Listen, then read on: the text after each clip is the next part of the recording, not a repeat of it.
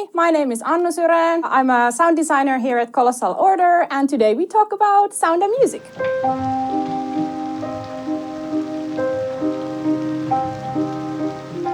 I have a teacher who always says it's pointless to talk about sound because sound is something you can only experience. I see sound as a very different kind of experience than seeing things.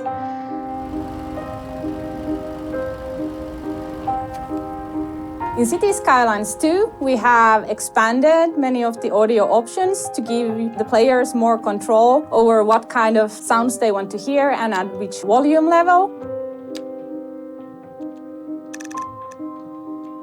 And we have also tried to expand what exactly is heard in your city. The city ambience consists of 3 layers depending on your camera height.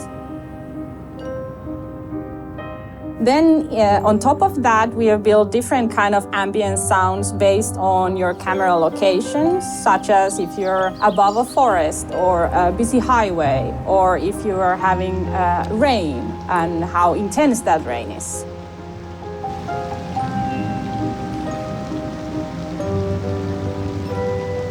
On top of that, many building sounds react to simulation conditions such as weather. So cold weather outside the parks might sound different, or will sound different, I guess. Not might. I should know. I made it. I've lived, I don't actually live in Tampere, but really close by, but my heart belongs to Tampere always. But I've lived here since I was 16 years old, and I did a 1-year stint in Helsinki, and then I came quickly back.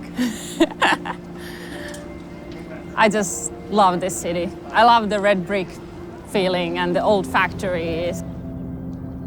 We're now here in literally middle of Tampere with the trams in the background. And it was actually very nice to be able to enjoy them in the city. They are fairly new. When you had to design things you don't have access in real life, it always gets a bit more complicated. So it was nice to be able to see and hear the trams in real life here. And I think they're also pretty fun. I love the little bell. Like buses don't have that.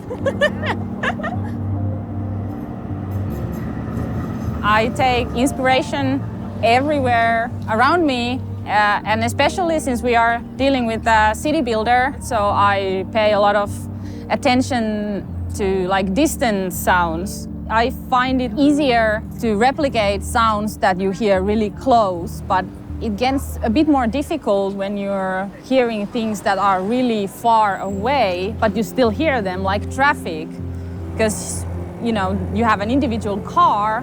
But when you are standing on a field and look at a highway from a distance, it sounds very different.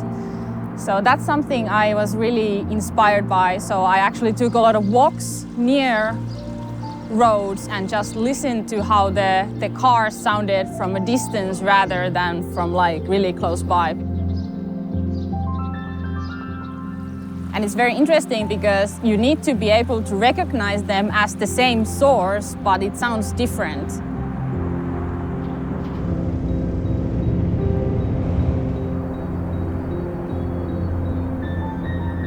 So for example, if you hover over a residential area, it sounds a bit different close by than when you take the bird's eye view and it's mixed with wind and sounds like that. Making audio for Cities Skylines II gave me 2 big challenges: the number of audio sources and the transition between near and far sounds. The game recognizes the distance and number of audio sources. When a certain threshold is met, the simulation groups all the individual audio sources together and creates a group audio, which is then played instead of the individual audio sources.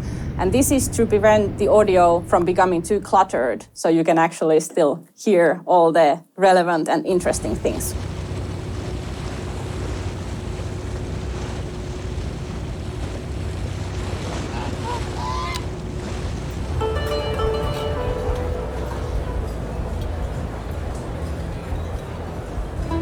that's something that has always interested me in game sounds, is the transition between two locations. So if you are going from indoors to outdoors, how does it sound? How does it make you feel? Like you immediately get a different emotion when you switch locations.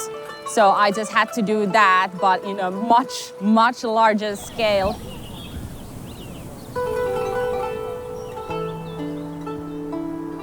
That was one thing that really I wanted to highlight in Cities Skylines II, because when you move from like a busy city center and you pan your camera out over the water or into like a serene forest, how does the soundscape actually like change? Those have always been the things that interest me the most. The fact that the camera can move fast. Player can move the camera from one position, from like a busy city center into like a quiet forest in a really short time. So how do you make it like so that the sound keeps up and sounds correct? That's something I also had to, with the help of programmers, of course, figure out. There are so many variables and moving parts, so I really had to pay attention that whatever player is focusing to listen on is always like elevated and clear. Personally, for me, the biggest like, oh wow moment was when we implemented the thunder, like the lightning strike sounds.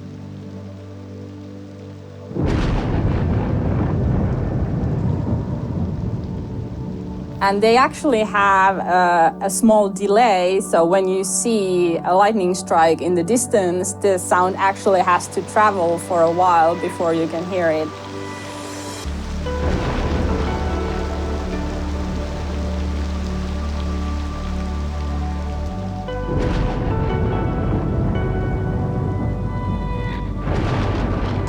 Even though I've like done sound things and implemented sounds before, I don't know why, but it just felt like, wow, that is so cool.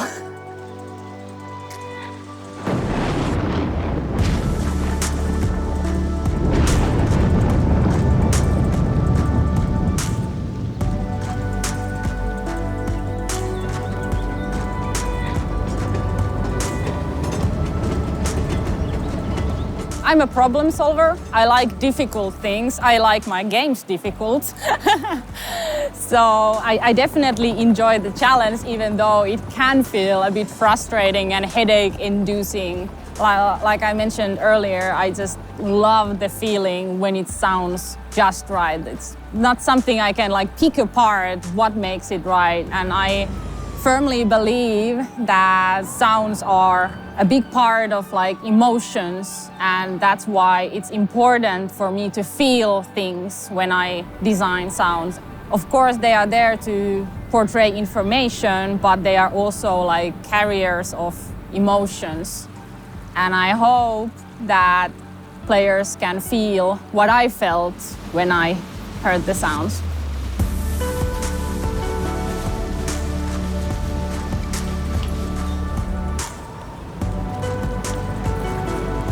I really hope that I have managed to uphold the good standards that gamers are keeping everywhere, because I have tremendous respect for players in general. I just don't understand how you do it. Me neither at times. Thank you so much for watching. Next week we are talking about photo mode and cinematic camera. Bye!